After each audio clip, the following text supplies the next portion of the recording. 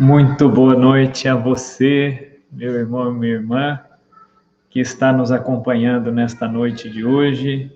Sejam muito bem-vindos ao canal da Academia Católica, onde acontecerá semanalmente, inaugurando esta nova ideia a partir de hoje, uma live formativa com assuntos de interesse da nossa igreja, interesse doutrinário. Traremos também assuntos que vão falar um pouco a respeito da história, da disciplina da igreja, enfim, assuntos que vão nos enriquecer na fé. Então, seja muito bem-vindo, você, meu irmão, minha irmã, que está nos acompanhando nesta noite. É um prazer imenso estar aqui com vocês. E no dia de hoje, a nossa proposta é encerrar o mês de maio com esta live a respeito de Maria Santíssima, Mãe de Deus, neste título que encerra todos os outros títulos. E você que está chegando agora, eu gostaria de convidá-lo aí a não só ficar conosco, mas também a chamar outras pessoas.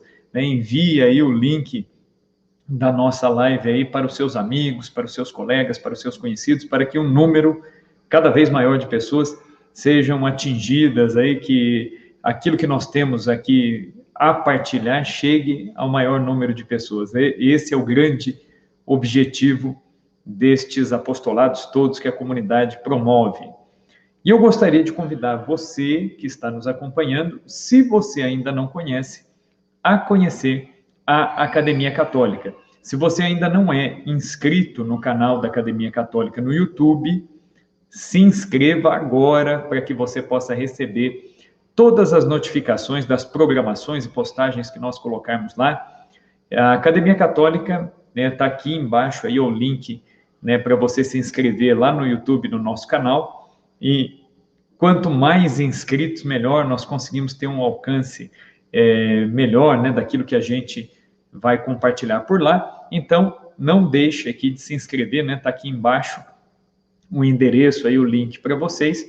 E conheça o conteúdo da Academia Católica, né, pela própria página do Instagram da Academia Católica, vocês poderão ter acesso a pelo menos um pouquinho daquilo que nós trabalhamos lá na Academia Católica. São diversos cursos que a Academia Católica oferece, e como o próprio nome diz, a ideia da Academia Católica é fornecer conhecimento, é fornecer a espiritualidade, mas também o conhecimento técnico, né?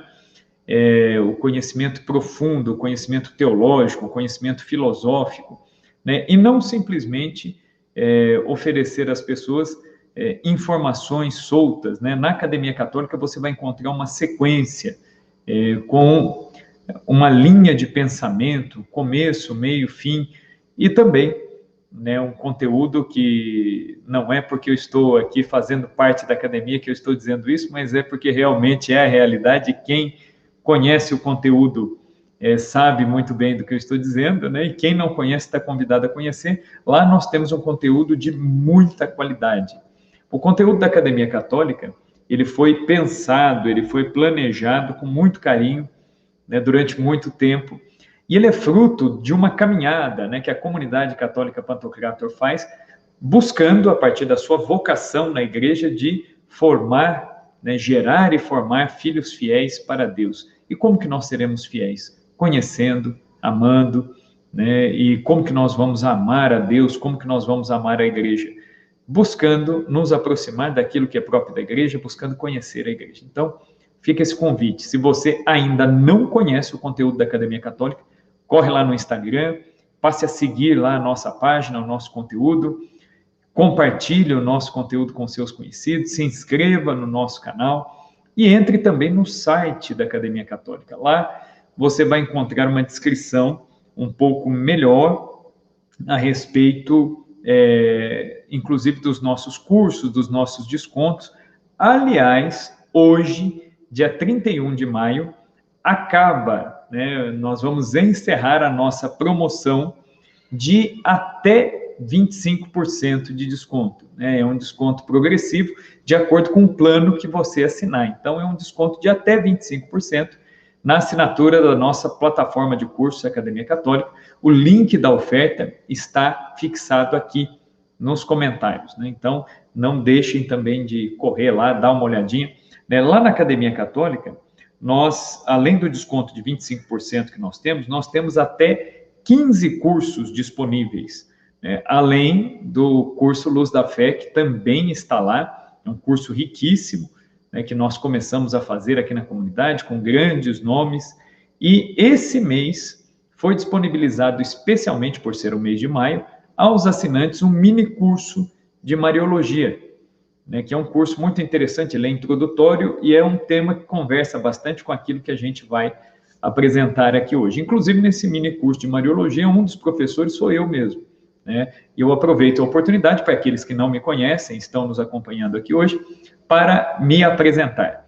Né? Eu sou o Rafael Tonon, sou professor, né, sou professor de História, de Filosofia, lecionei muitos anos na rede pública de ensino aqui do estado de São Paulo, leciono atualmente na rede particular, onde também eu já atuo há bastante tempo, como professor de filosofia, de história, sou professor de ensino religioso também, fui professor de história do seminário aqui de Campinas, né, nós falamos aqui de Campinas, São Paulo, a comunidade, eu sou membro consagrado da comunidade católica Pantocrator, a comunidade católica Pantocrator, que mantém este apostolado da Academia Católica e outros tantos apostolados, ela está presente aqui em Campinas, que é a sede fundacional, mas também em várias dioceses no Brasil e no mundo. Né? Estamos em mais 2 países, temos uma casa no Peru e também temos casas na França, né, onde a comunidade iniciou uma missão há bastante tempo. Né? Temos a realidade dos sacerdotes dentro da nossa comunidade, temos celibatários e celibatárias consagradas, temos famílias, né, que se consagraram, né? Eu sou membro consagrado da comunidade, minha esposa também, sou casado, pai de 2 filhos, e como leigos nós vamos procurando atender esse chamado de Jesus de sermos fermento na massa. Na comunidade, já faz um tempo que eu me dedico a esses apostolados de ensino, né? Eu sou professor, então, além de ensinar os alunos, né, aquilo que é próprio da história e da filosofia, na comunidade eu trabalho com o ensino de doutrina também, né? Então, já passei por diversos apostolados, e um dos apostolados que inspirou esse trabalho que a gente faz hoje é o curso de Espiritualidade e Doutrina que a comunidade tinha no passado. E hoje o nosso curso de Espiritualidade e Doutrina, ele acabou sendo remodelado e nós oferecemos um conteúdo muito semelhante agora aqui através da Academia Católica. Depois a gente vai conversar um pouquinho mais a respeito de alguns projetos que nós temos aí e de alguns apostolados que estão começando na comunidade. Se você está chegando agora, seja muito bem-vindo. Aí nos comentários estão fixados aí alguns recadinhos importantes para você, né? Tá lá, né? Você vai encontrar o nosso canal, o nosso endereço no YouTube, se inscreva no nosso canal. Também você vai encontrar o nosso endereço no Instagram, informações sobre os nossos cursos na Academia Católica, enfim. Não deixe de conhecer e compartilhar esse conteúdo. E hoje o nosso tema é Maria, a Mãe de Deus. Nós falaremos a respeito de Maria Santíssima, Mãe de Jesus, na história da salvação. Então, eu começo aqui com uma primeira reflexão, a partir das Sagradas Escrituras. Quando nós olhamos para a figura de Maria Santíssima nas Sagradas Escrituras, nós, em geral, temos aqui na nossa cabeça isso meio compartimentado. Nós pensamos em Maria lá na Anunciação do anjo, depois nós pensamos em Maria no nascimento de Jesus, depois Maria resgatando o menino Jesus perdido no templo, depois Maria ao pé da cruz, e por fim Maria em Pentecostes, né? E parece que são momentos muito específicos e ao mesmo tempo muito reduzidos, né, em que a presença da Mãe de Jesus se sobressai no Evangelho. E, às vezes, como católicos, como cristãos, né, eu sei que aqui no perfil, hoje nós temos não só irmãos católicos, mas também alguns irmãos de outras denominações, tem alguns irmãos que me seguem na página do Instagram, né, e comentaram comigo hoje, olha, nós estaremos lá na sua live à noite. Eu falei, sim, sejam muito bem-vindos, né? E que eu sei, né, que me mandaram mensagem agora há pouquinho, nós temos pelo menos 2 irmãos anglicanos nos acompanhando, né? Os anglicanos, inclusive, né, diga-se de passagem, eles compartilham muito, né, da nossa fé, porque a Reforma Protestante, historicamente, lá nos seus inícios, ela não tinha uma visão como hoje, talvez, algumas denominações protestantes, sobretudo as denominações pentecostais têm, né? Então, os protestantes históricos, eles bebem desta fonte devocional a Maria Santíssima de modo muito semelhante ao nosso, inclusive, né? Depois eu vou falar disso. Então, sejam muito bem-vindos também. Então, quando nós falamos de Maria e olhamos para a Sagrada Escritura, a impressão que dá é que ela aparece muito pouco, né? Mas, na realidade, nós temos que pensar no seguinte: Maria aparece nos momentos mais cruciais da vida e da história da salvação. Então, é nesses momentos que Maria está lá, né? Então, Maria está na anunciação do anjo, né? Tal como uma nova Eva, né? Santo Irineu de Lyon, que é um dos padres da igreja, né? Lá dos primeiros séculos do cristianismo, Santo Irineu ele faz uma reflexão muito bonita, que eu vou resumir aqui, né? Santo Irineu ele fala em palavras muito mais calorosas, muito mais bonitas do que o que eu estou colocando aqui. Mas Santo Irineu ele dizia o seguinte: Deus vence sempre. E Deus não se deixa vencer pelo mal. Deus, por excelência, é aquele que venceu desde o princípio. Ele é aquele que é. O nome de Deus é justamente esse, né? Quando Moisés pergunta, né? Quando o Senhor está me enviando, e quando me perguntarem quem me enviou, o que eu vou dizer? E Deus diz, então você diga que eu sou aquele que sou, te enviou. Deus é aquele que é. Deus vence sempre. E Deus, ao criar o mundo, ao criar o homem, Deus planejou, Deus pensou a humanidade isenta do pecado. Mas Deus deu liberdade ao homem. E o homem usou desta liberdade, usou mal, mas usou desta liberdade, e ao escolher o mal, vem a consequência do pecado, o pecado original. No cenário do pecado original, o que nós temos? Uma mulher, uma virgem, né? Ela tinha sido criada e Deus a deu como esposa a Adão, mas Adão, né, segundo o relato bíblico, nem a tinha tomado ainda. E o pecado entrou antes, né? Então, era uma virgem, uma mulher, um homem, um anjo, uma árvore e um fruto. Então, é assim que o pecado entra no mundo, né? Satanás toma lá a figura da serpente, seduz Eva. Eva é a primeira a ser seduzida, come do fruto, dá o fruto ao homem, o homem come também, e a perdição entra no mundo. Só que Deus imediatamente já promete a salvação. E diz que a descendência da mulher vai vencer a serpente. E diz que esta mulher esmagará a cabeça da serpente. Então Deus já está prometendo. Deus já está falando de quem? De Maria Santíssima na história da salvação. Então, a primeira menção, a primeira vez que se fala de Maria na Sagrada Escritura é lá no livro do Gênesis. Tão logo o homem e a mulher caíram no pecado, Deus já promete a redenção. Santo Agostinho, ele diz, e a gente canta isso, né, no precônio pascal, a gente canta isso, né? Ó feliz culpa que nos há merecido tão grande Redentor, né? Quer dizer, Deus, ele sabe tirar o bem do mal, né? Então, se o mal entrou no mundo, Deus vai tirar um bem disso. O mal entrou no mundo, mas Deus nos deu um Redentor que é muito maior que o mal, que é muito maior que o pecado. E nos deu uma corredentora, nos deu alguém que é participante desta obra da salvação. Não é ela quem salva, mas ela participa desta obra da salvação, que é Maria Santíssima. É a mulher cuja descendência, quem é a descendência de Maria? É Cristo. E todos aqueles que seguem a Cristo. Esses são a descendência da mulher. Quem é que vai esmagar a cabeça da serpente? O descendente por excelência. E o descendente de Maria por excelência é Cristo, seu único filho. Nós somos filhos por empréstimo, né? Jesus nos deu Maria, lá no capítulo 19 do Evangelho de João, Jesus nos dá, no alto da cruz, nos dá a sua mãe, ao dizer ao discípulo amado, eis aí tua mãe, e ao dizer a Nossa Senhora, eis aí teu filho. Então, aqui já é um primeiro indício deste papel de Maria na história da salvação. Então, parece que Maria tem um papel muito reduzido, mas é um papel muito importante, né? Muito pelo contrário, ela está presente nos momentos cruciais.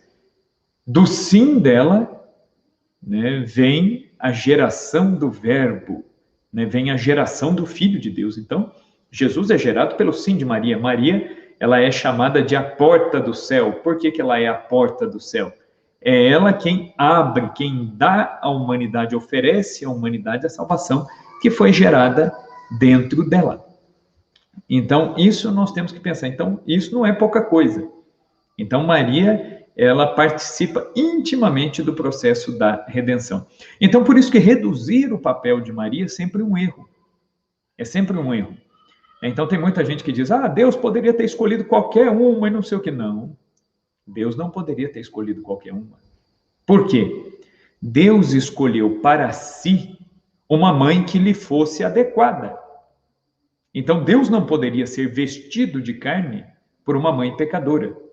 Então, em vista dos méritos de Cristo, Maria foi preservada. Nós vamos falar disso daqui a pouco, que é o dogma da Imaculada Conceição. Então, Maria foi concebida sem pecado original, em vista de Cristo, não por causa dela mesma. Deus não a preservou como um privilégio para ela mesma, para que ela se gabasse e se orgulhasse disso, né? Eu recebi o que nenhuma mulher recebeu. Não, mas em vista de Cristo.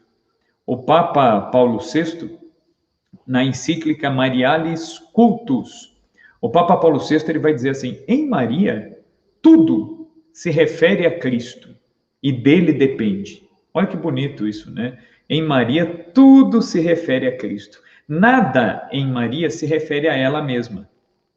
A própria devoção mariana, ela consiste no quê? Em levar os homens para Deus. O fim último da devoção a Nossa Senhora qual é? Dar glória a Deus. certo? É isso, né? Então, não é para que ela seja louvada, não é simplesmente para que ela seja amada, mas louvando e amando Maria, nós louvamos e amamos seu filho. A finalidade é olhar para Jesus, né? Então, em Maria, tudo se refere a Cristo e dele depende. Ou seja, os privilégios que Maria recebeu, a graça de ser mãe de Deus, a graça de nascer imaculada, né, preservada do pecado, a graça de ser assunta aos céus, todas essas graças, elas foram dadas a Maria em vista de Cristo e por causa de Cristo, não é por causa dela mesma, entendeu? Então, isso que é importante, né? Então, a igreja nunca ensinou. Muita gente acusa até os católicos de um culto exagerado, um amor exagerado a Maria. Não, a igreja católica nunca fez e nunca ensinou isso, né? E se há desvios, né, nas pessoas, isso não é um ensinamento da igreja. Pode ocorrer de alguma pessoa ter algum excesso, mas isso às vezes é motivado ou até pela ignorância, por uma piedade pouco esclarecida, enfim, mas não é o ensino da igreja. O ensino da igreja nos diz o quê? Aquilo que o Evangelho nos diz. Qual é a grande missão de Maria na história da salvação? A história de Maria, a missão de Maria Santíssima, ela está expressa lá no capítulo 2, versículo 5 de São Lucas, né? Lá no capítulo 2 de São Lucas, Nossa Senhora, ela vai dizer aos serventes das bodas de Caná: façam tudo o que ele vos disser. A devoção mariana, ela consiste nisso, num constante apontamento de Maria Santíssima na direção de seu filho. Maria aponta para Jesus e diz: façam tudo o que ele vos disser. Então, a devoção mariana é isso. Nós vamos a Nossa Senhora para ouvir isso dela. Façam o que meu filho mandar. Então, é isso. O centro, o cerne da devoção mariana, na verdade, é esse aspecto cristológico. Então, não está tudo centrado na pessoa de Maria. Pelo contrário, o centro é Cristo. É Cristo, nosso Senhor. Ele é o centro. Todas as coisas se orientam para Ele. E aí é muito curioso, por exemplo, quando a gente olha para as aparições marianas ao longo da história da Igreja, algumas manifestações marianas ocorreram. Então, isso desde a Igreja primitiva já há relatos de aparições marianas. Mais recentemente, nós temos várias aparições, né? Há um ciclo de aparições nos séculos 19 e 20 que conversam entre si. Uma aparição é como que uma extensão da outra. E é muito curioso, eu trago aqui alguns detalhes, né? A aparição de Nossa Senhora em La Salette, na França, ou a aparição de Lourdes, né? La Salette foi em 1846, Lourdes em 1858, depois Fátima em 1917, já no século XX, né? Rui do Bac, a Medalha Milagrosa, em 1830. Em todas essas aparições é curioso como Nossa Senhora se refere a Jesus. Ao conversar com os videntes, Nossa Senhora diz o quê? Nosso Senhor está muito ofendido. Nosso Senhor. Olha que interessante. Nossa Senhora, ela podia dizer, meu filho, Jesus, é filho dela. Foi gerado por ela, mas ela diz nosso Senhor. Porque Maria se coloca junto conosco, como a primeira cristã. Ela é a primeira dos cristãos. Entre todos os cristãos, ela se coloca como a primeira discípula. Nosso Senhor, Ele é nosso. E Ele é Senhor das nossas vidas. Então, Maria também se coloca como alguém que foi salva pelo próprio Filho. Por quê? Todos os privilégios que Maria recebeu, na verdade, foram privilégios preventivos. Maria foi salva antes de todo mundo, para poder colaborar na obra da salvação do seu filho. Então, Jesus resgata primeiro ela, por isso que o pecado não a tocou, ela foi resgatada. Jesus resgata primeiro Maria, para depois também nos resgatar. Entendeu? Então, Maria está presente no início da obra da redenção, no mistério da encarnação. Esse é um primeiro ponto. Depois nós vemos Maria, né, dando a luz ao menino Jesus. É o mistério do nascimento do Senhor. Então, e é muito curioso, né, que nessa narrativa do nascimento de Jesus, se diz que Maria deu à luz o menino e o envolveu em faixas. Só nesse texto do Evangelho já há muitos mistérios que nós podemos deduzir aí, muitos privilégios de Maria que estão aí. Por exemplo, não se diz no Evangelho que Maria teve dores no parto. Diz simplesmente que, estando ali, nasceu o menino. De um modo muito natural, muito simples, e o Evangelho diz que Maria o envolveu em faixas. Ponto final. E o colocou numa manjedoura. Olha que coisa, né? Então, o que acontece? Por aí, a gente vê a graça que é a questão da maternidade divina. Maria não teve dores. E por que ela não teve dores? Porque lá no paraíso, quando o homem e a mulher usaram mal da sua liberdade, o pecado entrou no mundo, o que aconteceu? Deus tirou os dons que ele havia dado ao homem e à mulher. Deus tirou o dom da imortalidade. Deus tirou o dom da impassibilidade de não sentir dor. O homem e a mulher não foram criados para sentir dor, mas Deus tirou.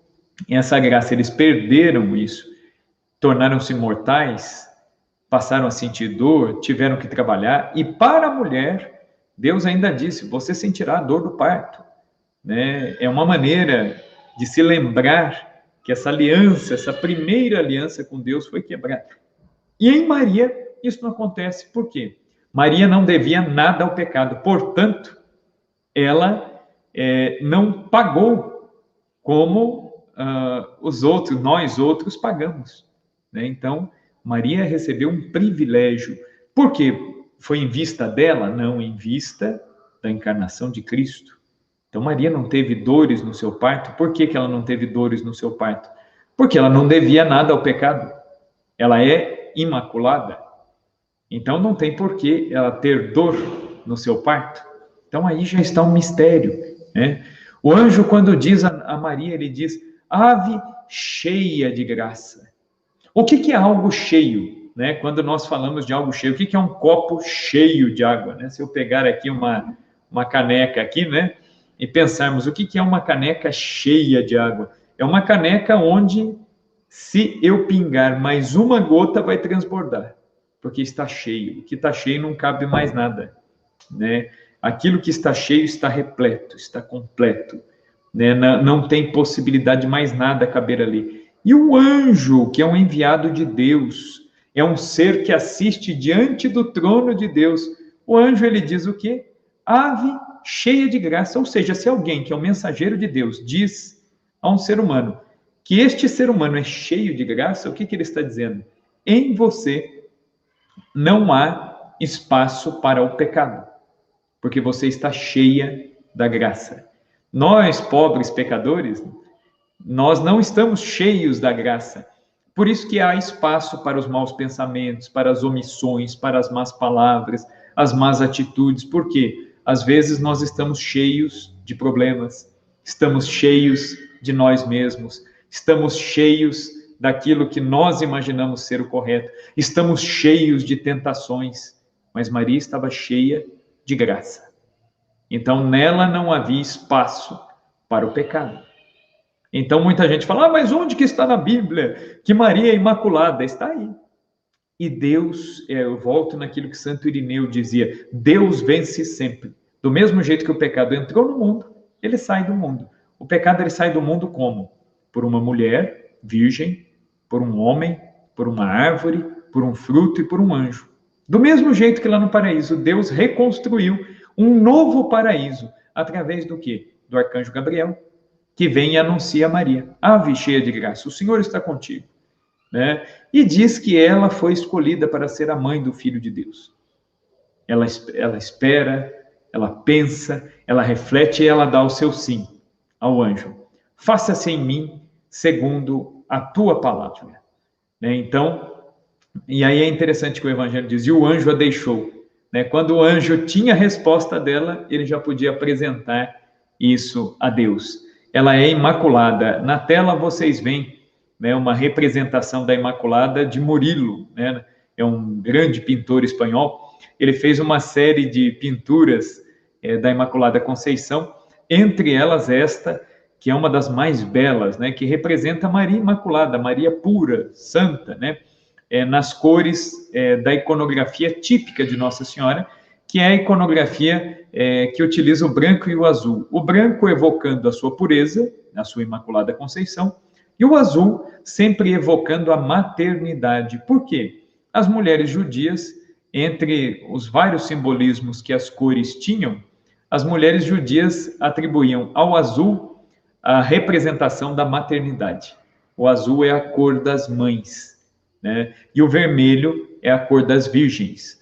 É por isso que em algumas imagens, alguns ícones de Nossa Senhora, como no caso de Nossa Senhora do Perpétuo Socorro, por exemplo, Nossa Senhora aparece com um vestido vermelho por baixo e um manto azul, né? Querendo dizer o quê? Que ela é virgem, o vermelho, mas ela é mãe.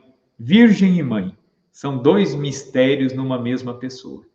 Então, a iconografia, ela é muito simbólica, né? As pinturas, os ícones nos falam muito a respeito da missão, né, de Maria Santíssima, certo? Então, isso para a gente pensar. O pecado ele vai sair do mundo do mesmo jeito. O anjo vem e anuncia a Maria. O anjo lá no paraíso anunciou a Eva, mas anunciou a perdição. Se você comer desse fruto, vocês serão iguais a Deus. É por isso que Deus não quer que vocês comam. E aí vem o arcanjo Gabriel e diz a Maria: ave cheia de graça, o Senhor está contigo. Ou seja, Deus já está com ela.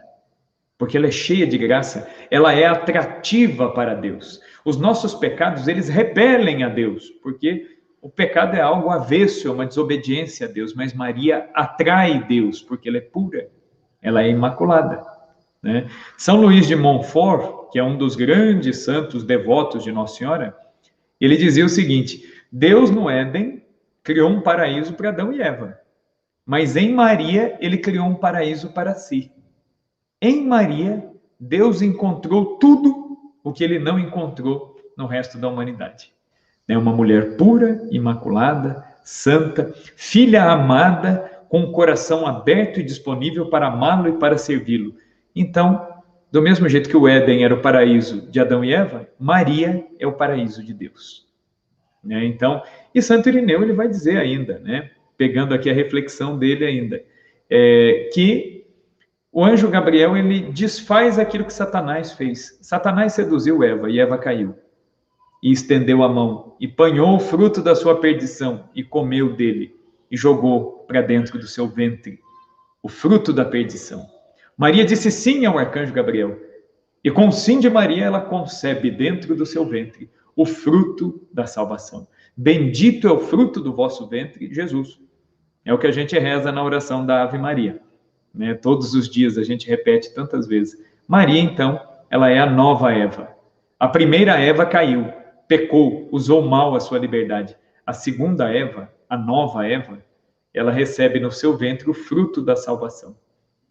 E também Eva deu o fruto da perdição ao homem. Ela corrompe o homem, né, também, né? O homem se corrompe só também, né? Porque o homem já sabia, né, do mandato de Deus, de não comer daquele fruto. Adão sabia, né? Então, quem é mais culpado? Nem um nem outro. Adão e Eva, um é tão culpado quanto o outro. Ambos conheciam, né, quais eram as regras, né, o que Deus tinha colocado ali. Então, os dois sabiam. E, no entanto, pecaram. Escolheram mal. Mas Maria escolhe bem. E Maria educa o bendito fruto de seu ventre, né? Tem aquela música antiga, né, do Padre Zezinho, Maria de Nazaré, que fala: Maria que fez o Cristo falar, Maria que fez Jesus caminhar. Maria, ela foi escolhida para ensinar, para educar o Deus que é o Criador de todas as coisas. Pelo mistério da Trindade, ontem, né, no domingo, no dia de ontem, nós celebramos a festa da Trindade. O que é o mistério da Trindade? É o mistério do Deus que é único, mas que existe em três pessoas. Deus é uno e trino. Então, o que isso significa? Que o Pai, quando ele criou todas as coisas, ele criou olhando para Jesus. São Paulo nos diz que Jesus é um modelo da criação. Tudo que existe foi nele criado. Então, o que isso significa? Né? Que Deus olhou para Jesus e criou tudo por amor do seu Filho. E ele criou tudo isso aqui, criou esse mundo para o seu Filho, para dar de presente ao seu Filho. Por isso que Jesus Cristo é o Rei do universo. O mundo foi criado por Deus, mas para o Filho. E o amor que move o Pai a criar para o Filho é o Espírito Santo. Entendeu? Então, nós temos que pensar muito bem que Maria, ela é a criatura mais íntima da Trindade. Ela é a filha predileta de Deus Pai. Ela é a mãe de Deus Filho. E ela é a esposa do Espírito Santo. Então, Maria, ela educou aquele que é o seu próprio Criador. Ela carregou Deus dentro de si. Ela gerou e vestiu de carne humana o próprio Deus, que é eterno. Né? Então, isso não é pouca coisa. Nenhum ser humano chegou tão perto. Moisés falava com Deus, mas Maria gerou o próprio Deus. Quem é maior? Maria. Maria é a rainha dos profetas. Maria supera em muito qualquer um dos profetas. Se nós juntarmos todos os profetas, em dignidade, em santidade, em pregação, nenhum deles chega a 1/10 do que é Maria na história da salvação. Então, Maria tem um papel importantíssimo. Né? E Santo Irineu, ele ainda continua na reflexão, ele vai dizendo assim: e Eva estendeu a mão e colheu o fruto da perdição. Maria, no alto da cruz, ela estende os braços e recolhe da árvore da cruz o bendito fruto do seu ventre, que é Jesus, morto no nosso lugar. Jesus assume sobre si os nossos pecados, as nossas dores, morre no nosso lugar e satisfaz a justiça divina. Porque uma coisa é curiosa, nós, seres humanos, nós conseguimos cometer pecados de proporções infinitas, pecados contra Deus. Mas nós, por melhor que sejamos, nós não conseguimos apagar um pecado sequer. Por quê? Porque a nossa vida, ela não é satisfatória.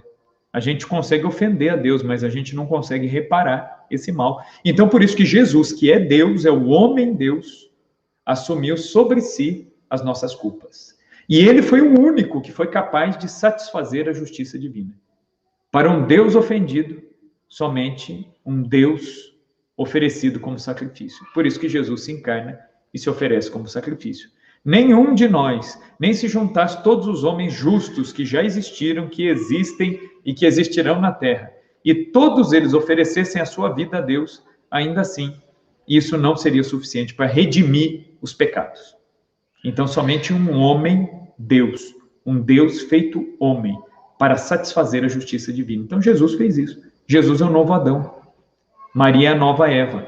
Santo Irineu ainda dizia, né? Não é à toa que o anjo, ao invés de saudar Maria dizendo Shalom, né, a paz, que era a saudação comum dos judeus, ele usa a saudação romana, Ave, né, que é a saudação própria do imperador. E Ave é a palavra Eva ao contrário. É um trocadilho, né, que os padres da igreja faziam muito, né? Ave, Eva. Né? Eva botou tudo a perder. Mas quando o anjo vem e diz ave, a palavra ave é a palavra Eva ao contrário, porque Maria é a Eva invertida. Maria é a Eva ao avesso. Né? Se a primeira Eva pecou, a nova Eva ajudou Deus a resgatar a humanidade pelo seu sim. E aí a salvação entra no mundo. Então Maria é mãe de Deus. Então, nós vamos falar aqui rapidamente, dividindo aqui, eu já falei deles, dos dogmas todos marianos, mas eu vou falar deles divididos, quando que eles foram proclamados, tá bom? Antes disso, porém, gostaria de apresentar aqui para vocês, né, um projeto muito especial que nós vamos começar aqui no mês de junho, que é o mês do Sagrado Coração de Jesus, então é um mês especial, né, então estamos aí mais do que abençoados aí, né, nesse mês de junho. Então, neste mês de junho, nós vamos começar com um projeto chamado Lente Católica. A Lente Católica será uma live semanal em que nós trataremos de assuntos como hoje. Nós vamos falar sobre doutrina, nós vamos falar sobre notícias da igreja, nós vamos falar sobre temas importantes para a nossa fé, nós vamos falar de vida de oração, nós vamos falar de vez em quando a respeito de política, nós vamos falar também de educação dos filhos, de vida em família, enfim, todos os temas que tocam a vida do católico e os desafios que o católico tem no dia a dia, nós abordaremos aqui na Lente Católica. Você está vendo aí embaixo, né, na legendinha aí, Lente Católica, todas as segundas-feiras, às 20 horas, no canal do YouTube da Academia Católica. Por isso que eu disse, se inscrevam aí no nosso canal para que vocês recebam as notificações, sobretudo desta live, deste apostolado, que é um apostolado novo. Nós estamos inaugurando agora neste ano e nós começaremos, né, eu já vou dar um spoiler aqui da semana que vem. Nós começaremos falando a respeito de um tema intimamente ligado ao que nós brasileiros estamos celebrando hoje. Hoje, dia 31 de maio, nós celebramos os 90 anos da proclamação de Nossa Senhora Aparecida como Rainha e Padroeira do Brasil. Foi a proclamação oficial feita pela Igreja, né? O coração dos católicos aqui no Brasil já tinham proclamado Nossa Senhora Aparecida como Padroeira do Brasil muito antes disso. Mas o Papa Pio XI, né, atendendo até um pedido dos bispos do Brasil, ele assinou em 1930, ele assinou no dia 16 de julho de 1930, um decreto elevando Nossa Senhora Aparecida à condição de padroeira principal do Brasil. E aí, para o ano seguinte, dia 31 de maio do ano seguinte, 31 de maio de 1931, então, hoje estamos completando 90 anos desta data, os bispos do Brasil organizaram uma grande cerimônia, uma grande festa na capital federal, né, do Brasil, né, que na época era o Rio de Janeiro. Então, no dia 31 de maio de 1931, Nossa Senhora Aparecida foi oficialmente proclamada Padroeira do Brasil. O Papa já tinha proclamado um ano antes, mas foi feito um grande evento no Rio de Janeiro. Naquela época, foi o maior evento que ocorreu aqui no Brasil, porque este evento da proclamação de Nossa Senhora Aparecida como Padroeira do Brasil reuniu mais de 1 milhão de pessoas no Rio de Janeiro. Então, Nossa Senhora, a imagem original de Nossa Senhora, ela foi retirada do santuário da Basílica Velha, foi conduzida até a estação de trem de Aparecida, e na estação de trem foi preparado um vagão capela, para que a imagem de Nossa Senhora pudesse percorrer a distância de Aparecida, ali no Vale do Paraíba, até o Rio de Janeiro. E Nossa Senhora fez diversas paradas no caminho, foi saudada com foguetes, aplausos. Há relatos de muita gente, né, que pediu a intercessão de Nossa Senhora e recebeu muitas graças, muitas curas nesse trajeto da imagem até o Rio de Janeiro. Quando a imagem chega ao Rio de Janeiro, ela é recebida com honras de chefe de Estado. Nossa Senhora é a rainha do Brasil. E ela foi recebida dignamente, né, com honras de chefe de Estado, né, na esplanada do Castelo, no Rio de Janeiro. Estavam presentes lá o presidente da República, na época, que era o Getúlio Vargas, estava ali presente também as autoridades civis e militares aqui do Brasil, né? Então, foi uma grande festa, uma grande cerimônia. Nesta cerimônia, o cardeal Leme, né, que era o arcebispo do Rio de Janeiro, juntamente com o núncio apostólico, consagraram o Brasil, e os bispos do Brasil estavam lá, né, boa parte do episcopado brasileiro foi até o Rio de Janeiro, para esta proclamação, e juntos consagraram, né, o Brasil todo a Nossa Senhora Aparecida. Então, o Brasil, ele sempre esteve sob o olhar de Nossa Senhora. Então, hoje nós celebramos essa data, e semana que vem, embora já seja o mês de junho, nós começaremos aqui na Lente Católica uma série de lives com convidados especiais, né? Eu não estarei sozinho falando aqui o tempo todo, né? Mas teremos alguns convidados e nós vamos falar um pouco disso, a respeito do padroado de Nossa Senhora Aparecida sobre o Brasil, da intercessão de Nossa Senhora sobre a nossa terra, né? Da defesa de Nossa Senhora em relação ao Brasil contra tantos males, né? Que o Brasil já passou e está passando atualmente, seja no campo da saúde, né, na pandemia que ainda, né, está fazendo muitas vítimas no país todo. Enfim, né, Nossa Senhora esteve presente do começo ao fim. Nossa Senhora, ela já chegou dentro da caravela de Cabral, né? Pedro Álvares Cabral trouxe uma imagem de Nossa Senhora da Esperança, que é muito curioso, né, esse título de Nossa Senhora. A primeira imagem de Maria Santíssima a chegar no Brasil é a imagem de Nossa Senhora da Esperança. Isso é algo muito profundo, né? Que deve nos fazer pensar que Nossa Senhora nos quer firmes na esperança, que tenhamos esperança, esperemos em Deus. Deus sabe das nossas necessidades, Deus nos atende. Então, enfim, nós vamos discutir um pouquinho disso nessas lives semanais. Vamos falar a respeito da devoção a Nossa Senhora no Brasil, vamos falar da imagem de Nossa Senhora Aparecida, toda a representatividade que esta imagem tem, o simbolismo que está presente na imagem. Falaremos a respeito da ligação da princesa Isabel com a imagem de Nossa Senhora Aparecida. Falaremos da função de Nossa Senhora como padroeira, né, da nossa terra, o que Nossa Senhora faz, como Nossa Senhora manifesta o seu cuidado. Enfim, nós falaremos aí uma série de temas aí interessantes ligados à devoção à Nossa Senhora Aparecida. Eu garanto para você que nós traremos conteúdos que você nunca ouviu falar. Né? São vários conteúdos históricos, vários conteúdos de espiritualidade que provavelmente você nunca ouviu falar. Então, nos acompanhe, divulgue, né? E a gente espera que essas lives sejam um sucesso e possam levar essas informações a um número cada vez maior de brasileiros. Então, tá aí, ó, Lente Católica, todas as segundas-feiras, às 20 horas, no canal do YouTube aqui da Academia Católica, tá bom? Muito bem, gente, nós já estamos nos encaminhando quase para o final, e aí eu vou pedir para vocês o seguinte, pode ser que vocês já tenham algumas dúvidas aí na cabeça, anotem as dúvidas aí a respeito de Maria no papel, e agora eu vou fazer aqui um apanhado final a respeito dos dogmas marianos. Então vamos lá. Quando a gente fala em dogma, o que é um dogma? Se a gente pegar no dicionário, a definição de dogma é a seguinte: dogma é uma verdade de fé irreformável, né? Essa é uma das definições. O que significa algo irreformável, irretocável? É algo que não muda. É uma verdade de fé definida por Deus e, portanto, se Deus revelou e deu à igreja uma certeza disso, e a igreja definiu isso de maneira solene, então isso é um dogma. Um exemplo, o dogma mais fundamental da fé católica e da fé cristã em si, qual é?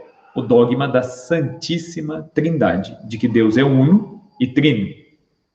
Não tem como crer no Deus da Bíblia, no Deus de Jesus Cristo, sem admitir que Deus é uno e trino. Ele é um só em três pessoas. Isso é um dogma. Se eu negar que o Espírito Santo é Deus, que Jesus é Deus, ou que Deus Pai seja Deus, pronto, né? Eu já não sou católico. Eu já não compartilho da fé cristã. Eu estou criando uma interpretação própria, certo? A mesma coisa vale, por exemplo, para a presença real de Cristo na Eucaristia. Jesus, ele disse na última ceia, né? Tomai e comei, isto é o meu corpo. Jesus não disse, isto representa, isto significa, isto pode ser. Não, ele disse, isto é. E a igreja definiu como dogma. Se Jesus disse, nós não podemos dizer que não é. Ele diz que é. E ele é Deus. E Deus não se engana. E Deus não pode enganar ninguém. Então, se Jesus disse, então está dito e ponto final. É um dogma. Agora, quando nós falamos de dogmas marianos, do que a gente está falando? De graças que Maria recebeu, como eu disse lá no começo, por causa de Cristo, em vista de Cristo, para colaborar com a obra de Cristo. Então, essas graças não eram para ela, eram para o seu filho, e são graças que beneficiam a nós, que somos também os seus filhos, né? Sobretudo a sua intercessão maternal. Então, o que acontece? Quando nós dizemos que esses dogmas marianos falam sobre a pessoa de Maria, na verdade é tudo em vista de Cristo. Qual que é o primeiro dogma que foi definido? O dogma de que Maria é mãe de Deus, a maternidade divina. E por que esse dogma teve que ser definido? Pelo seguinte, no fim do século III, início do século IV, começaram a surgir na igreja algumas teorias sobre Cristo, sobre a sua origem divina e a sua origem humana. Uma dessas teorias dizia o seguinte, que Jesus não teria um corpo humano de verdade, seria apenas um simulacro. Então, Jesus não teria sentido dor de verdade, Jesus não teria chorado de verdade, porque como ele é Deus, nada daquilo que é humano toca ele. Então, Jesus, na cruz, ele demonstrou dor, demonstrou sofrimento apenas para mostrar simbolicamente aos homens o quanto ele ama os homens. Isso é uma heresia. A igreja condenou essa heresia e disse, não, isso está errado. Por quê? Porque a Sagrada Escritura diz, a tradição da igreja diz o quê? Que Jesus ele é verdadeiro Deus. Ele não deixou em nenhum momento de ser Deus. Ele continuou sendo Deus o tempo todo, inclusive dentro do ventre de Maria. Não tem como ele deixar de ser Deus, porque faz parte da essência dele.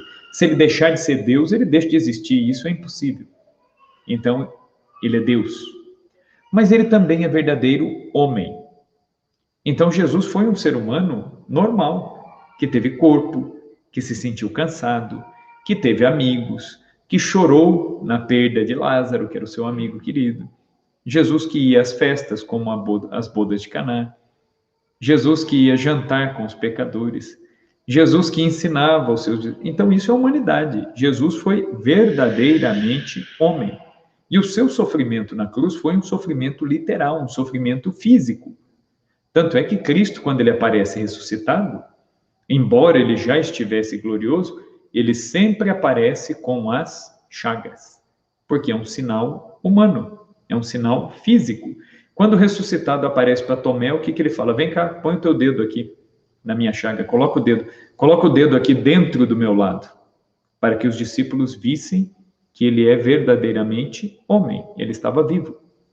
O ressuscitado, quando aparece na beira do mar da Galileia, o que ele pede aos apóstolos? Vocês têm alguma coisa para comer? E comeu peixe, né, na frente deles, para que eles vissem que Jesus estava ressuscitado de fato, realmente, verdadeiramente, né, não era um simulacro, né, Jesus estava verdadeiramente ressuscitado. Então, aí está um ponto. Aí, quando começaram a atacar a humanidade de Jesus, por tabela começaram a atacar o quê? A maternidade de Maria. Dizendo o seguinte, mas se Deus é eterno e Deus existe desde sempre, como que Maria é mãe de Deus? Né? Então, Deus sempre existiu, e Maria é uma criatura, ela passou a existir no tempo numa determinada época, né? No dia, na hora certa que Deus previu. Então, ela é mãe de Jesus, mas não é mãe de Deus, é o que começaram a dizer. Ela não é mãe de Deus, ela é mãe de Jesus. Agora, de Deus não tem como ela ser mãe, então não pode ser chamada mãe de Deus. Só que os católicos, desde o início, desde sempre, chamaram Maria de mãe de Deus. Mãe de Deus. Né? Por quê? Porque não dá para você separar uma coisa da outra. Se Jesus é Deus e homem, você não pode dizer, Maria é mãe do homem, Deus, mas não é mãe de Deus. Não, ela é mãe de Deus, porque Jesus é Deus e se fez homem. Então, ela é mãe de Deus, do Deus feito homem. Agora, aí é um negócio meio confuso, né? Porque o que isso significa? Maria, ela não é mãe de Deus no sentido de ter gerado Deus lá na eternidade. Ela passou a existir depois. Maria é criatura. Mas a partir do momento que Cristo quis nascer dela, ela é mãe de Deus. Né? Não porque ela já existisse, mas porque a partir do momento que ela passou a existir, gerou Jesus, se ela foi mãe aqui na terra, ela continua sendo mãe lá no céu. Então, como Maria está no céu e Jesus é Deus e está no céu, o que acontece? Maria é mãe de Deus. Santa Maria, mãe de Deus. Rogai por nós, pecadores, agora e na hora de nossa morte. Amém. É o que nós rezamos, certo? O segundo dogma mariano é o dogma da virgindade perpétua de Maria. Essa é uma questão, né, que, sobretudo em alguns meios protestantes e tudo mais, o pessoal às vezes ataca muito, insiste muito nisso, né, dizendo, não, Maria não é perpetuamente virgem, ela teve outros filhos, porque os evangelhos falam dos irmãos de Jesus. Aí vem o célebre problema, né? O hebraico é uma língua pobre, o hebraico tem 16 letras no alfabeto. Então, como tem menos letras no alfabeto, eles têm uma gama menor de palavras. Então, uma mesma palavra define várias coisas. É o caso da palavra irmão, que pode ser usada tanto para filho do mesmo pai ou da mesma mãe, como para primos de primeiro, segundo, terceiro grau. Então, você pode dizer, fulano é irmão de fulano, mas na verdade não é irmão, é primo, é um parente próximo, né? Dito isto, já resolveria o problema. Porém, tem muita gente que diz, não, mas o Evangelho diz, né, tem aquela passagem que alguém vai lá e fala para Jesus, tua mãe e teus irmãos estão aí fora. Eram os primos, né? E aí muita gente fala, não, então Maria teve outros filhos. Ela se casou com José, manteve relações sexuais e teve outros filhos. Não. A igreja nunca acreditou nisso. E onde está a prova bíblica disso? No capítulo 19 do Evangelho de São João. Se Maria tivesse outros filhos, Jesus, no alto da cruz, não teria dado sua mãe ao discípulo João. Né? O que Jesus fala lá no alto da cruz? João, eis aí a tua mãe. Né? E diz para Maria, mulher, eis aí o teu filho. E daquele dia em diante o discípulo a recebeu em sua casa. Se Jesus tivesse mais irmãos, então o óbvio seria que ele entregasse a mãe aos irmãos, e não a um estranho. Se Jesus entrega Maria a João, isso significa que ele não tinha irmãos de sangue. Ele só tinha os irmãos na fé, os apóstolos, né? Aqueles que estavam ligados a ele pelo laço da fé. E entregando Maria a João, Jesus entregou Maria a toda a humanidade. Então, por isso que Maria é mãe da igreja, mãe de todos nós, certo? Então, esta é uma prova bíblica, é uma conclusão bíblica. Então, Maria, ela foi perpetuamente virgem. Por que ela foi perpetuamente virgem? Por que isso foi necessário? Maria não poderia ter gerado Jesus e depois ter tido uma vida normal? Né? Tem muita gente se pergunta a respeito disso. E a resposta é não. Porque a geração do Filho de Deus era uma vocação para ela. Era uma vocação. Maria nasceu e veio ao mundo para isso. Esse foi o grande momento da vida dela, né? Colaborar na obra da salvação. Isso fazia parte da vocação dela. Então, por isso, Maria, ela gerou Jesus. E ela foi preservada do pecado por causa de Jesus. Né? Então, provavelmente, se ela tivesse contato com um homem, mesmo sendo São José, né, que era um santo, a imagem está aqui atrás de mim, mesmo tendo contato com São José, né, está aqui, nós estamos no ano josefino, inclusive, né? Então, ainda que fosse São José, nós não temos certeza absoluta se São José também foi ou não preservado do pecado. A igreja não definiu isso. Há teólogos que defendem que São José também foi preservado do pecado, em vista da missão dele, que era de ocupar o lugar de pai de Jesus. Tem teólogos que defendem isso. E a Igreja Católica, o que ela diz? Por enquanto, nada. Os papas não se pronunciaram, então não é um dogma de fé. Mas é muito provável que Deus tenha preservado, inclusive, São José do pecado. Né? Então, só que mesmo assim, mesmo José sendo preservado do pecado, Maria sendo preservada do pecado, por que ela não teve outros filhos? Porque aí os filhos que nasceriam, eles seriam também preservados do pecado? Não. Né? Deus preservou Maria em vista de Cristo. Entendeu? Então, por isso que ela gerou somente Jesus. É a virgindade perpétua. Maria foi virgem antes do parto, ela concebeu virginalmente, ela foi virgem durante o parto e depois do parto. Aí muita gente tem aquele argumento, né, que fala, mas como que vai passar o bebê pelo canal do parto sem romper o ímen? Então, quer dizer, então não era virgem, pelo menos se era virgem quando concebeu, deixou de sê-lo quando o bebê nasceu, né? E aí eu digo o seguinte, né, isso aí é uma questão de fé. Se nós cremos num Deus que tirou o mundo do nada, o que é mais fácil, criar um mundo do nada ou preservar o ímen, né, de Maria Santíssima lá intacto, né? Então, quer dizer, o Deus que criou o mundo do nada, ele pode muito bem preservar fisicamente a integridade do corpo da Virgem Maria. Né? Tanto isso é verdade que aí vem um outro dogma depois, mais para frente, que é o dogma da Assunção de Maria. Não existe um túmulo de Maria, né? Aliás, tem o túmulo, mas não tem o corpo. Maria está ressuscitada. Aí vem o terceiro dogma mariano, que é o dogma da Imaculada Conceição. Esse dogma ele foi proclamado em 1854, e esse dogma diz o quê? Que Maria, em vista do papel que ela ia desempenhar na história da salvação, ela foi preservada da mancha do pecado original, certo? O Papa definiu este dogma da Imaculada Conceição, que é um dogma bastante lógico, né? se Deus vai se encarnar, Deus é santo, Deus ele não pode ter contato com aquilo que não é santo. Por exemplo, uma pessoa que não estiver suficientemente purificada dos seus pecados, ela pode entrar no céu? Não. Ela vai para onde? Para o purgatório, ela vai se purificar para poder entrar na presença de Deus. Agora imagine Deus ser gerado num corpo que não é puro, né? Tem cabimento isso? Não. Então é uma questão até de lógica. Então, a Imaculada Conceição Maria preservada em vista de Cristo. E o último dogma é o dogma da Assunção de Maria. Esse foi o último dogma mariano a ser definido, que é o dogma definido em 1950 pelo Papa Pio XII.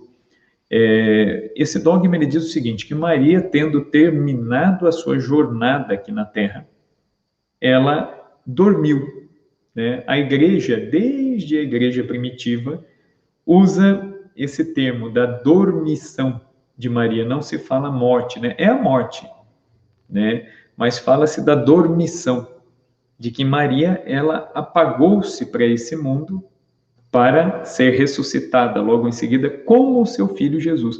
Maria não devia nada ao pecado, então o corpo de Maria, ele não podia ser corrompido, né? Ele não podia apodrecer. Por quê? Porque Maria não devia nada ao pecado. Se ela não deve nada ao pecado, o corpo dela não pode pagar por aquilo que ela não deve. Então, o que acontece com Maria? Ela foi ressuscitada. Quem fala isso? Os padres da igreja. O principal padre da igreja que narra, né, a questão da dormição de Maria é São João Damasceno. São João Damasceno, inclusive, ele tem um texto muito bonito, né? Eu prometo aí que na próxima live, segunda que vem, eu trago o link do texto dele. Eu não pensei em trazer para vocês, mas é um texto lindíssimo. Ele diz assim, Maria morreu de amor. Ela não morreu de doença, não morreu por estar muito velha, mas ela morreu de amor. São João Damasceno ele vai dizer que Maria, ela entregou sua alma a Deus 14 anos depois de Cristo. 14 anos depois da ressurreição. E ela morreu de amor, do desejo de ver o seu filho, de estar com seu filho, de voltar para junto do seu filho, né? Então ele dá os detalhes, né? São João Damasceno ele diz que Maria ela estava em Jerusalém e ela se recolheu para dormir, e quando se deram conta que ela não se levantava, né? Os parentes ali foram lá para dar conta do que tinha acontecido e ficaram na dúvida, né? Porque ela estava com um aspecto muito belo, muito sereno, mas aparentemente morta. E então os apóstolos foram chamados, eles vieram, né, se despediram de Nossa Senhora e a sepultaram. Existe lá em Jerusalém um sepulcro de Maria, que é a Basílica da Dormição de Maria, né? É chamada de a Basílica da Dormição. Tem inclusive uma estátua, né, de Nossa Senhora deitada ali. E então os apóstolos a colocaram num túmulo, num sepulcro. E para variar, o único apóstolo que não tinha chegado a tempo, porque estava muito longe, foi Tomé. E Tomé, quando chega, né, ele se deu conta que ele falou, puxa vida, de novo, né? Quando Jesus apareceu para os 12, eu não estava. Agora Maria adormece para Deus e eu também não estava aqui. E aí Tomé falou, não, mas dessa vez eu quero que vocês movam a pedra e eu quero dar um último beijo, né, no corpo da mãe de Jesus. E quando eles abrem o sepulcro, eles se dão conta que lá dentro não tinha nada, né? O que eles acham dentro do sepulcro? O véu, né, de Nossa Senhora. Este véu está conservado, ele existe, está na Catedral de Chartres, na França, né? Lá o véu é venerado, ele está dobrado. Inclusive, esse véu tinha alguns fios de cabelo que foram guardados, né? É curioso que na década de 80 eles fizeram um DNA de um dos fios de cabelo. E os cientistas eles nunca vão dizer, né? Olha, isso aqui é uma prova, né, contundente da fé católica, né? Mas eles compararam o material genético de um dos fios de cabelo do véu de Chartres com o tipo sanguíneo do sudário de Turim. E a conclusão não podia ser outra, né? Eles disseram que, bom, a gente não sabe se é de Jesus ou de Maria, mas dá para afirmar com segurança que esse fio de cabelo é da mãe do rapaz que estava envolvido no sudário, né? Então, essa relíquia preciosa, ela existe ainda. Um outro véu menor que as mulheres judias usavam para amarrar em volta do cabelo, ele está em Assis, né, também é conservado lá. E uma correia, uma cinta. As mulheres judias, né, quando elas tinham bebês, elas colocavam uma cinta debaixo dos seios, e essa cinta ficou. Então, essa cinta ficou com São Tomé, e depois, anos, séculos depois, Santo Agostinho recebeu essa cinta. Essa cinta foi mandada para a Europa e está lá na cidade de Prato, perto de Florença, né? Existe lá o cinto de Nossa Senhora, né? Então, são relíquias de Nossa Senhora que existem. E o corpo não se viu. Então, Nossa Senhora, ela foi assunta aos céus. Ela não devia nada ao pecado. Então, ela foi levada aos céus de corpo e alma. É a diferença da ascensão e da assunção. Jesus subiu aos céus pelo seu próprio poder. Ele é Deus. Maria foi levada aos céus pelos anjos porque ela não é Deus, ela é criatura, né? E na história da igreja, Maria continua conosco, né? E volta e meia através das suas mensagens aí, nas várias aparições ao longo da história, tá bom? Muito bem, perguntas aí? Nós temos alguma perguntinha aí? Se tiverem alguma pergunta, podem falar, que a gente ainda tem uns minutinhos aqui, antes de nos encaminharmos aí para o final.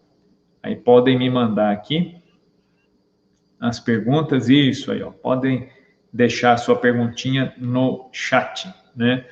Uma curiosidade interessante, né, a respeito dessa devoção à Nossa Senhora, é justamente quando a maternidade divina começou a ser atacada, e o pessoal começou a dizer, né, alguns hereges, até bispos, padres, dizendo, não, Maria é mãe de Jesus, mas não é mãe de Deus. É curioso que aí o Papa, na época, foi obrigado a convocar um concílio, né, uma reunião aí dos delegados do Papa com os bispos do mundo inteiro para rezar, para discernir e para definir. Afinal de contas, Maria é só mãe de Jesus, do homem Jesus, ou ela é mãe do homem e do Deus Jesus? Tem como separar os dois? Dá, não dá? E aí foram para o concílio na cidade de Éfeso. Segundo a tradição, quando Jesus entregou Maria para João, eles foram viver em Éfeso, né? Então, inclusive lá em Éfeso existe a casa onde Maria e São João viveram, né? A casinha lá de Nossa Senhora, ela existe. Ela ficou desaparecida durante séculos, né? A gente sabia pela tradição que Maria e João tinham morado lá, mas ninguém sabia onde essa casa ficava, né? E até o século XIX essa casa ficou escondida, até que as visões de uma freira ajudaram a achar a casa. A beata Ana Catarina Emmerich, né, que é uma beata alemã, ela nasceu no fim do século XVIII, morreu no começo do século XIX. A Catarina Emmerich, ela teve uma série de visões. Entre as visões, ela viu o lugar da casa, a latitude, a longitude, o local exato. E aí um padre e uma freira da congregação de São Vicente de Paula, né, dos lazaristas, resolveu analisar, falou, será que isso aqui é verdade? Vamos procurar. E ele começou a escavar Éfeso no século XIX e achou a casa, exatamente no ponto onde a beata Catarina Emmerich diz que a casa existia, né? Então essa casa foi encontrada, existe lá em Éfeso. Então a cidade de Éfeso foi o lugar escolhido para ser a sede desse concílio. E nesse concílio de Éfeso, o que acabou acontecendo? O que acabou acontecendo foi o seguinte, os bispos, uma boa parte, estava defendendo a heresia, o erro, mas a piedade do povo católico já era muito arraigada, né? Santo Agostinho ensina que o povo possui um sensus fidei, é um senso da fé. Por mais que os padres, os bispos, às vezes caiam em erro, o povo tem aquele senso da fé. Eles ouvem alguma besteira, né? E nós que somos leigos, né? A gente tem aquele senso, pô, isso aqui parece que não é verdade, hein? Parece que está errado isso aqui. Então, o que aconteceu? Quando o povo viu que tinha bispos defendendo que Maria era mãe só de Jesus, mas não de Deus, do Deus Jesus Cristo feito homem, o povo se enfureceu. Saíram carregando seus ícones e imagens às ruas, e no dia em que os bispos iam fazer a votação para definir, e aí, Maria é mãe de Deus ou mãe de Jesus apenas? Qual é o título? Eles entraram na igreja de Éfeso, na igreja principal de Éfeso, trancaram a porta e do lado de fora o povo começou a chegar com tochas e paus, batendo no chão e gritando do lado de fora da igreja, Theotokos, Theotokos, né? Que significa mãe de Deus, e dando um recado muito claro, né? De que se os bispos aderissem à heresia, na hora que eles saíssem, eles iam tomar paulada, né? Então, os orientais, eles têm uma fé que eles defendem violentamente aquilo em que eles creem. E por isso defenderam a maternidade divina de Maria, só que, do ponto de vista doutrinário, essa defesa, ela está correta mesmo, né? Inclusive, eu mencionei no início, né, que até mesmo os reformadores protestantes, né, o Lutero, o Calvino, muitos deles preservaram vários desses dogmas, né, marianos. Por exemplo, só para vocês terem uma ideia, o Calvino, ele defendeu publicamente mais de uma vez a virgindade perpétua de Maria. E os calvinistas acreditavam e defendiam a virgindade perpétua.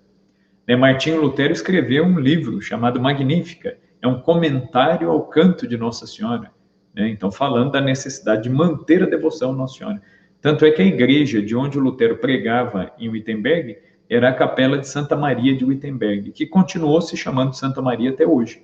Eles são protestantes, mas tem essa ligação, né, mariana? Pelo menos os históricos têm, certo? Muito bem. Como eu devo me portar diante dos ataques que fazem a Virgem Maria, né? Aqui uma perguntinha chegando. Em primeiro lugar, com muita paciência, muita misericórdia, porque às vezes os ataques eles são fruto de desconhecimento, né? Não é às vezes por má vontade. Tem muita gente que ataca a Nossa Senhora pela ignorância mesmo, por não conhecer, e também pelo meio em que se vive, né? Então, por exemplo, eu conheço algumas denominações aí protestantes, denominações cristãs, onde você ouve pregação sobre todos os personagens bíblicos. Eles pregam até sobre aqueles personagens mais escondidos lá do Antigo Testamento, mas não se fala de Maria. Quando chega no papel de Maria, há uma redução proposital, né? Não se fala nada de Maria. Então, essas pessoas, elas vão sendo educadas na fé sem este papel materno, né? E aí a gente tem que pensar naquilo que o Papa Francisco falou recentemente. O Papa Francisco disse assim: tirar Maria do cristianismo é como tirar a mãe de dentro de uma família. A mãe, ela é o ponto de encontro da família, né? A mãe é que sabe onde tudo está guardado, a mãe é que sabe o que fazer primeiro, o que fazer depois. A mãe é o ponto de encontro. A mãe é o aconchego, é o abraço, é o carinho, né? O pai, às vezes, tem um papel mais ali da dureza, né? da regra, da imposição de algumas regras e critérios, isso e aquilo. A mãe não, né? A mãe tem um papel totalmente diferente, né? Então, é o que o Papa falou. Então, se nós tirarmos Maria do cristianismo, nós tiramos esse ponto de encontro. E aí fica um cristianismo meio manco, né? Então, quando as pessoas atacam, se essas pessoas estiverem abertas a discutir de verdade, a conversar de verdade, o quanto possível a gente deve tentar expor para elas, né, aquilo que está acontecendo ali, o que ela está fazendo, que aquilo é irracional, é contra a Bíblia. Mas a gente tem que analisar se isso vai produzir fruto ou não. Deixa eu ver outra pergunta aqui. Por que Cristo se refere à Virgem Santíssima como mulher? Muitos protestantes veem isso como uma forma para dizer que Maria era uma simples mulher. Sim, aqui nós temos um grande problema.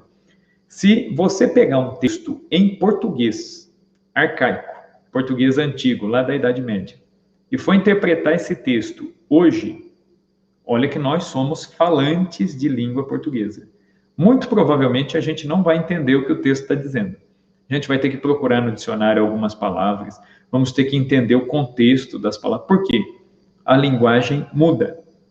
Imagine se um texto em português, que é a nossa língua, já é desafiador, imaginem vocês um texto bíblico, que tem 2000 anos, foi escrito em grego, num contexto totalmente diferente. E aí as pessoas querem interpretar o texto bíblico com os mesmos critérios que a gente tem hoje, né? E aí o pessoal fala, mas Jesus chama Maria de mulher, né? Sim, mas ele pode fazer isso, né? Porque tem gente que fala, mas se Jesus está chamando ela de mulher, é porque ela é uma simples mulher. Está diante de Jesus, que é Deus, ela é uma simples mulher. Maria é uma criatura. Só que você não é Jesus. Eu não sou Jesus, né? Então, nós não podemos fazer. Entendeu? Então, diante de Deus, Maria é uma simples mulher, mas diante de nós, ela é a mãe de Deus. Então, a gente tem que calibrar um pouco a relação aí, né? Que tem gente que quer se equiparar a Jesus. A Jesus chamou ela de mulher, então eu posso chamar também? Não. Primeiro, porque ela não é sua mãe, né, biologicamente falando. Segundo, porque você não é Deus.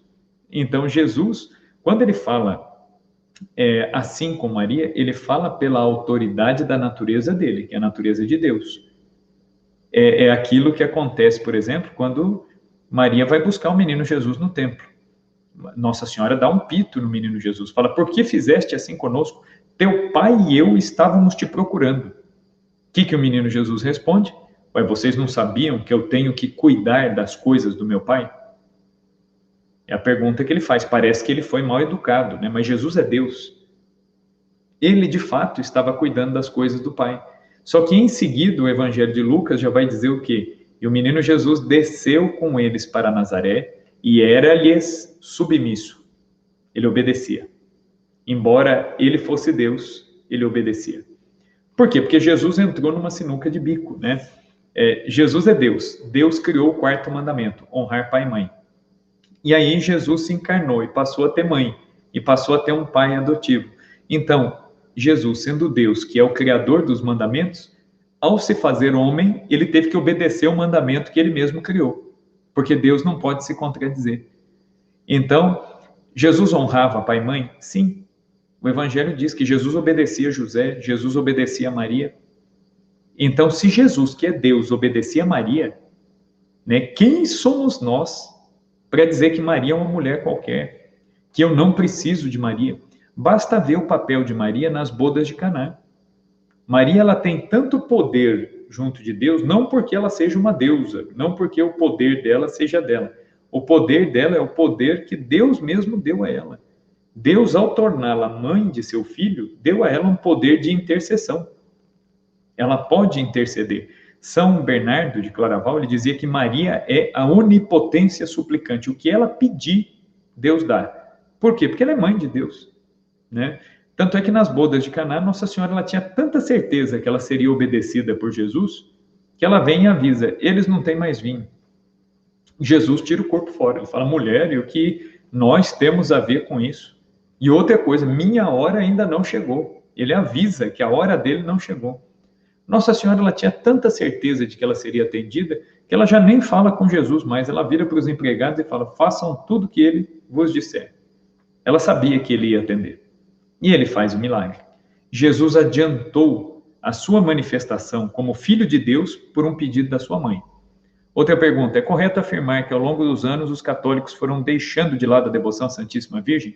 Sim, os católicos foram deixando por essa influência protestante, por achar que venerar Maria é demais, por achar que quem ama Maria vai esquecer de Jesus, por achar que é um excesso. Então, muitos católicos foram seduzidos por essa tentação, né, de achar que a devoção mariana tira o lugar de Jesus. Na verdade, a devoção mariana nos orienta para Jesus.